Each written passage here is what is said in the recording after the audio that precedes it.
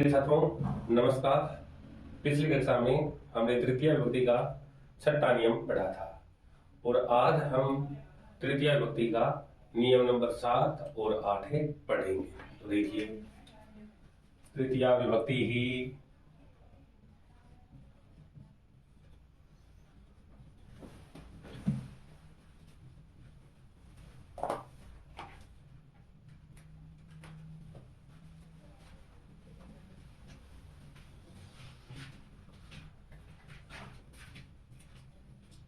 नियम नंबर 7। सूत्र है इसका प्रकृत्यादिव्यय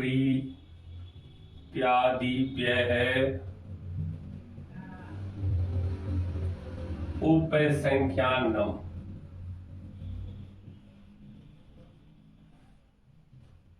प्रकृत्यादिव्यय उपसंख्यानम, ये कहते हैं प्रकृति। प्रकृति का मतलब होता है स्वभाव। प्रकृति आदि क्रिया विशेषण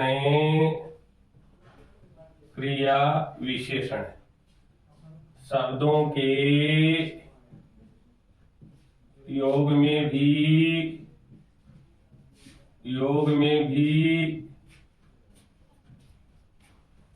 तृतीय विभक्ति होती है। तृतीय विभक्ति होती है। यह कहता है प्रकृति आदि क्रिया विशेषण शब्दों के योग में भी तृतीय विभक्ति होती है। जैसे यथा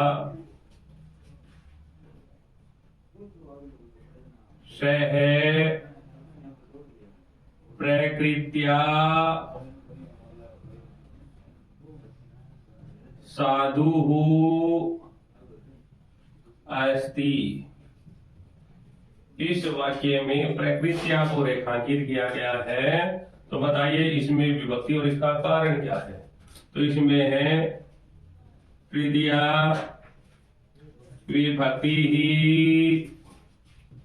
फिर सूत्र है इसका प्रकृत्यादिव्यय है,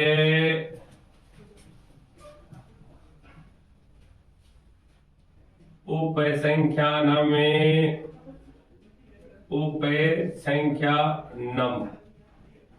इति सूत्रेण। तो प्रकृत्या में तृतीय विभक्ति है, कारण इसका प्रकृत्यादिव्यय है, उपसंख्यानम इति सूत्रेण। इसी प्रकार दिया गया आगे, घनश्याम है सुखेन जीवति। घनश्याम है सुखेन जीवति। सुखेन को रेखांकित किया गया है और पूछा गया विभक्ति और इसका कारण क्या है। तो विभक्ति सेम टू सेम तृतीय विभक्ति ही, और इसका कारण है प्रकृत्यादिव्यय उपसंख्यानम इति सूत्रेण। प्रकृत्यादिव्यय उपसंख्यानम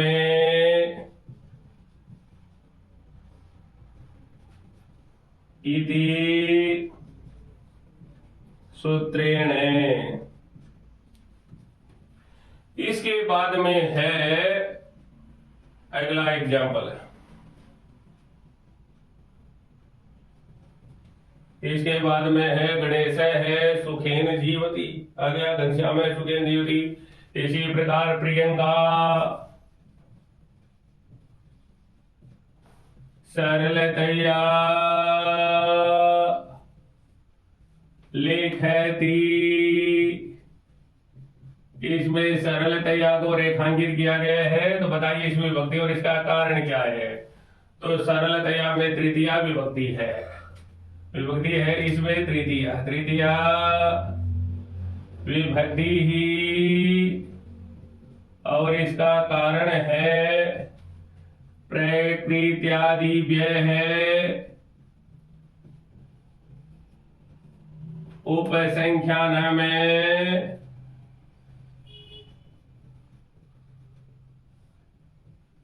इति सूत्रेण। इसी प्रकार मूर्ख है दुखेन जीवति, मूर्ख है दुखेन जीवति। तो यहां पर दुखेन को रेखांकित किया गया है और पूछा गया विभक्ति और इसका कारण क्या है। तो यहां पर है तृतीया विभक्ति ही और इसका कारण है प्रकृत्यादि व्यय है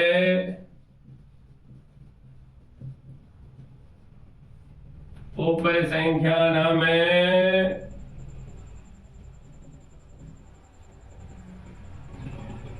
इति सूत्रेण। इस एग्जाम्पल के साथ में ही तृतीया विभक्ति का नियम नंबर 7 कंप्लीट हो गया है। अब है नियम नंबर 8। नियम नंबर 8, 8वां नियम है इसका निषेधार्थक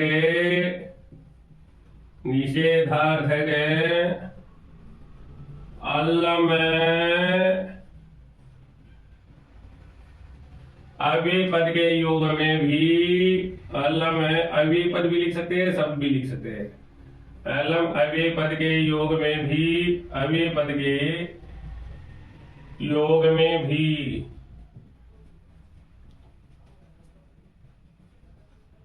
तृतीया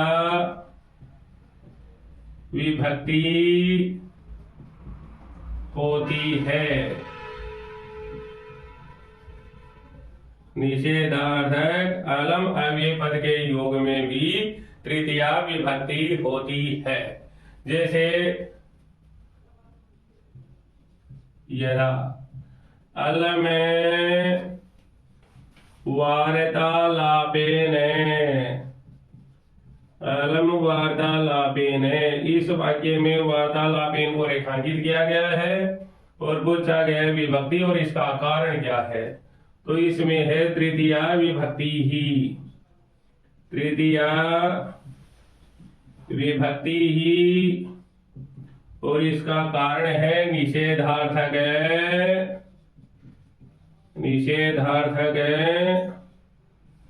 अलम इति अव्यय पदस्य योगे। निषेधार्थक अलम इति अव्यय पदस्य योगे। फिर आगे देखिए,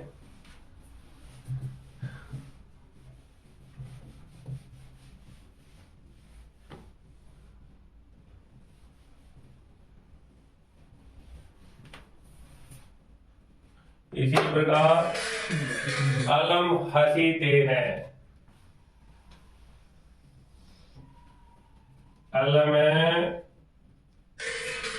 हसीतेन, इस वाक्य में हसीतेन को रेखांकित किया गया है, विभक्ति और इसका कारण पूछा गया है।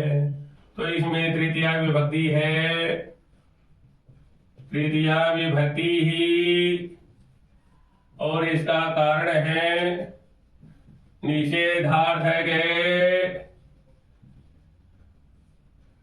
अलम इति अव्यय पदस्य